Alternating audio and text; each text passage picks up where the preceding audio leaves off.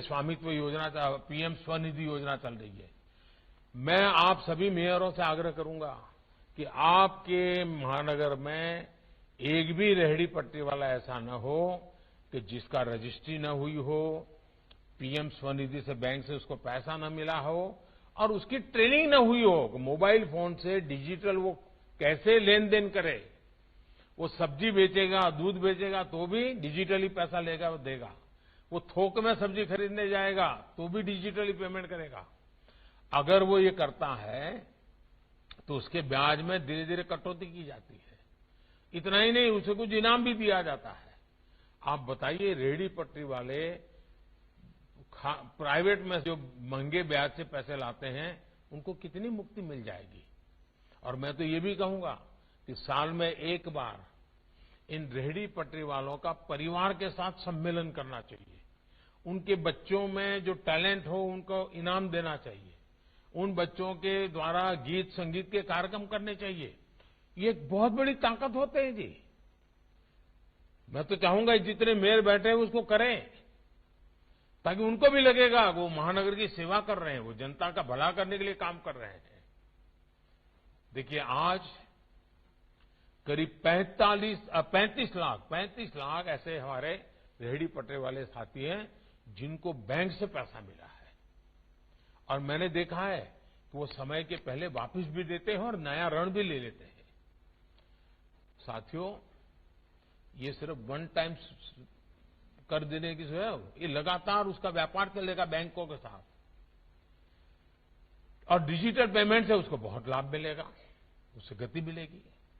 देखिए, पीएम स्वनिधि का आप अपने शहरों में व्यापक विस्तार करें और इनको होने वाली परेशानियों को कैसे आप कम कर सकते हैं उनको ट्रेनिंग करो। आप उनके साथ बैठिए और उसमें आपकी ताकत बढ़ेगी। आप जरा उनसे बात करके देखो।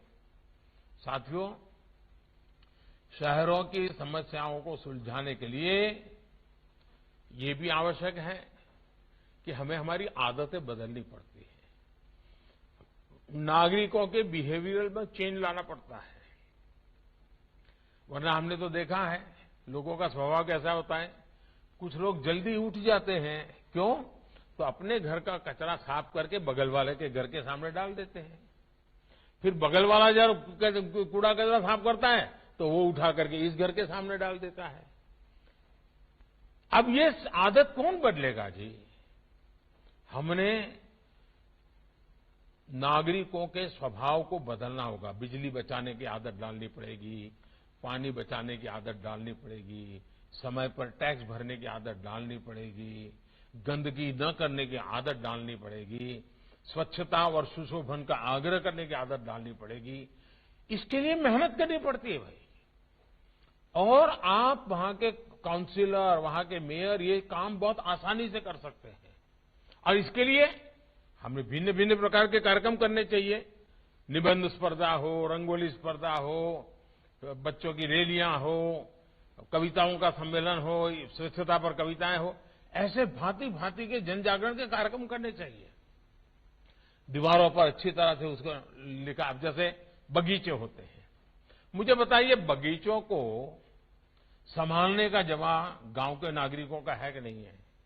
क्योंकि हमने तो तय किया नहीं, म्युनिसिपैलिटी के 2 आदमी होंगे, वो समझिए नहीं। हमें जो लोग डेली बगीचे में आते हैं उनकी एक कमेटी बना देनी चाहिए।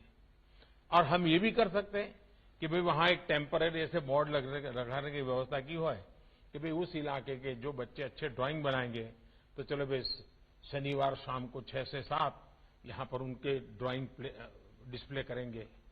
कोई अच्छी कविताएं लिखते हैं तो चलो भाई रविवार शाम को यहां पर कविता का पाठ बगीचे के अंदर सब नौजवानों को बुला करके करेंगे।